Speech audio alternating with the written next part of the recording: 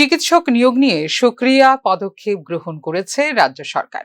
এই বিষয়টি জানাতে গিয়ে রাজ্যের স্বাস্থ্য ব্যবস্থার চিকিৎসক নিয়োগের জন্য ইতিমধ্যেই রিকুইজিশন দেওয়া হয়েছে ত্রিপুরা পাবলিক সার্ভিস কমিশনকে বলে জানিয়েছেন মুখ্যমন্ত্রী ডাক্তার মানিক সাহা। এক্ষেত্রে কর্তব্যরত চিকিৎসকদের প্রমোশনও শীঘ্রই হবে বলে জানিয়েছেন মুখ্যমন্ত্রী। রাজ্যের প্রধান রেফারেল হাসপাতাল জিবি এবং আইজিএম এর ওপর চাপ হ্রাস করার উদ্যোগ নেওয়া হয়েছে বলেও জানিয়েছেন তিনি। ইনফ্রাস্ট্রাকচার ডেভেলপমেন্ট আমরা চাই যে আগরতলা গভর্নমেন্ট মেডিকেল কলেজ বা আইজিএম হসপিটালের উপর যাতে প্রেশারটা কম পড়ে, তার জন্য আমরা চিন্তা ভাবনা করছি সমস্ত ডিস্ট্রিক্ট হসপিটাল এবং আমাদের যে সাব ডিভিশনাল হসপিটাল বা সিএসসি সবকটাকে স্ট্রেংথেনিং করা। ডক্টরদেরও প্রচুর আমরা প্রমোশনও দিয়েছি, আপনারা সবাই জানেন। আরও প্রমোশন দেওয়ার আইনজ্ঞদের সাথে কথাবার্তা বলছি কিভাবে প্রমোশন দেওয়া যায়।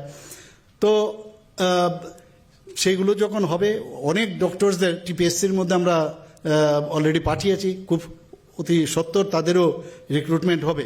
ডাক্তারদের কমতি আছে, কিন্তু আস্তে আস্তে করে সেগুলো আমরা সব জায়গায় ফিল আপ করে দেব। আপনারা সবাই জানেন যে এখন আগে তো 12টা 10টা স্যারদের সময় তো 2টা 3টা মেডিকেল কলেজের সিট আসতো, আমার যেমন আছে 4টা, এরপরে সেটা 12, 13, আর আজকে ত্রিপুরাতে 400 আসনের এমবিবিএস এর আসন গভর্নমেন্ট এবং প্রাইভেট মিলে। ডেন্টালের একটা সিট আসতো, সেখানে 63 বিডিএস এর সিট হয়েছে। 50 আসনের বিএসসি নার্সিং এর সিট হয়েছে। আগে বিএসসি নার্সিং এরও একটা থাকতো। এখানে অলরেডি বিএসসি নার্সিং থেকে শুরু করে ফার্মেসি ইনস্টিটিউট, সরকারি ও বেসরকারি স্থলেও এই ধরনের নার্সিং এবং প্যারামেডিক্যাল টিপস থেকে আরম্ভ করে অনেক কিছু হচ্ছে। রাজ্যে একটি চিকিৎসা হাব তৈরি করার চেষ্টা করা হচ্ছে বলেও জাতীয় চিকিৎসক দিবস উপলক্ষে প্রজ্ঞা ভবনে আয়োজিত এদিনের অনুষ্ঠানে জানিয়েছেন মুখ্যমন্ত্রী ডাক্তার মানিক সাহা। আমার বলার উদ্দেশ্য হচ্ছে, আমরা কিন্তু চেষ্টা করছি এখানে হেলথ একটা হাব ত্রিপুরাতে হোক, এবং একটু ভাবুন বা যারা পুরনো যারা ডাক্তার যারা বাইরে এজিএমসি বা টিএমসি বা এখন যে প্রাইভেট মেডিকেল কলেজ হচ্ছে, তার আগে কি অবস্থা ছিল। একবার কলকাতায় যাও, কলকাতা থেকে যেখানে ট্রেনে যাও, সেখানে কি হবে, মা বাবার চিন্তা ভাবনা, টাকা পাঠাও। আমরা তো ওই করতাম, আপনার টেলিগ্রাম করে করে বলতাম মাসের শেষের দিকে, please send the money immediately. তো এখনও মনে আছে 200 টাকার জন্য পাঠাতে হতো। তো এই দিন এখন চলে গেছে। এখন তো এক লহমায় আপনার একটা টিপ দিলেই সব টাকা চলে যায়।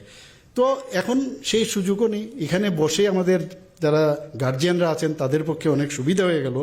স্বাস্থ্য পরিষেবা ও পরিকাঠামোর উন্নয়নে 5টি প্রকল্পে মোট 515 কোটি টাকার মঞ্জুরি দিয়েছে ডোনার মন্ত্রক। এর মধ্যে স্বাস্থ্য পরিকাঠামো উন্নয়নে রয়েছে 3টি প্রকল্প।